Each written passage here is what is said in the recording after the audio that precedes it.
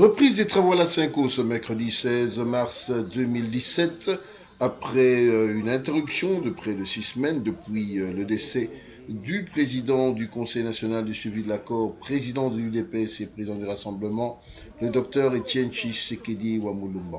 En effet, il a plu aujourd'hui aux responsables de la Cinco de convoquer cette plénière au cours de laquelle ils ont marqué et rappelé que les travaux devraient reprendre, et cela à la grande satisfaction de nombreux participants.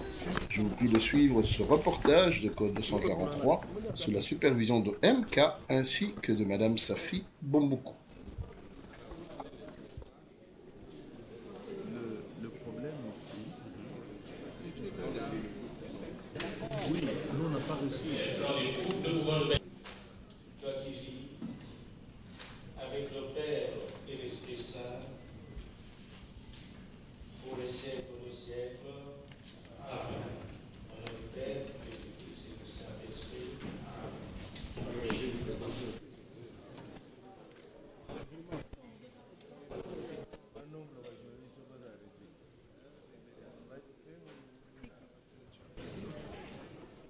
Et les autres à s'attendre rapidement, de manière à permettre que le peuple congolais offre à l'illustre disparu des funérailles dignes de son rang au niveau national.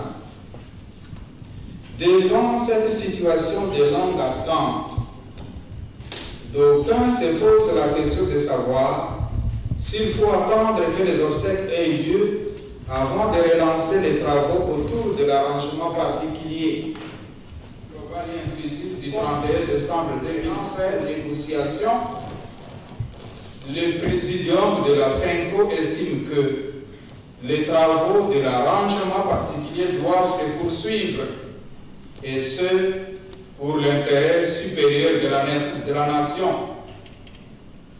Cette approche s'accorde aussi de la manière dont les deux chambres du Parlement voient les choses. Confère discours des honorables présidents de l'Assemblée nationale et du Sénat de ce mercredi 15 mars. Le décès du patriarche Étienne Tshisekedi a laissé un vide à la tête du Rassemblement, privant ainsi cette composante de son autorité morale et de ses faits de l'interlocuteur de haut niveau pour le présidium de la mission de vos offices et pour le président de la République qui est en même temps l'autorité morale de la composante majorité présidentielle.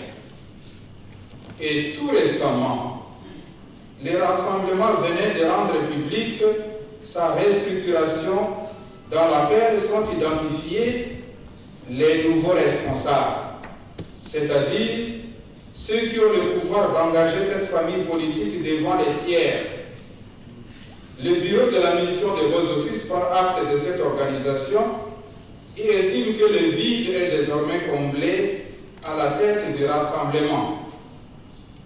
Distingués négociateurs, au stade où nous en sommes, nous devons aller de l'avant le plus rapidement possible.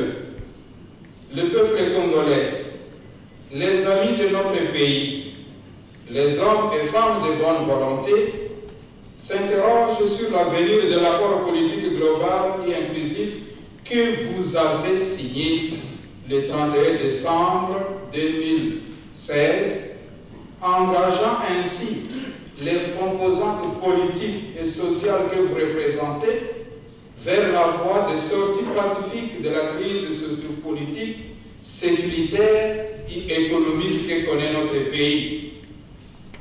Il est curieux et inadmissible de voir que les travaux de l'arrangement particulier prennent plus de temps que ceux consacrés à l'élaboration et à l'adoption de l'accord proprement dit. Il n'est pas normal que les négociateurs s'enlisent sur des questions du partage du pouvoir, oubliant ainsi que la finalité principale de l'accord consiste en l'organisation des élections dans le délai. Le peuple congolais est à bout de patience. Les Congolaises et Congolais qui tiennent à élire leurs dirigeants de manière démocratique nous obligent à aller vite à l'essentiel. Nous ne devons pas échapper à cette obligation morale et patriotique. La CENCO, quant à elle, mettra en contribution tout ce qui est à son pouvoir pour que finissent rapidement les travaux de l'arrangement particulier afin de permettre le plus rapidement possible la mise en œuvre intégrale de l'accord politique global et inclusif du Centre interdiocésain. Elle sera attentive de manière à déceler toute manœuvre dilatoire, établir les responsabilités et prendre le peuple congolais à témoin.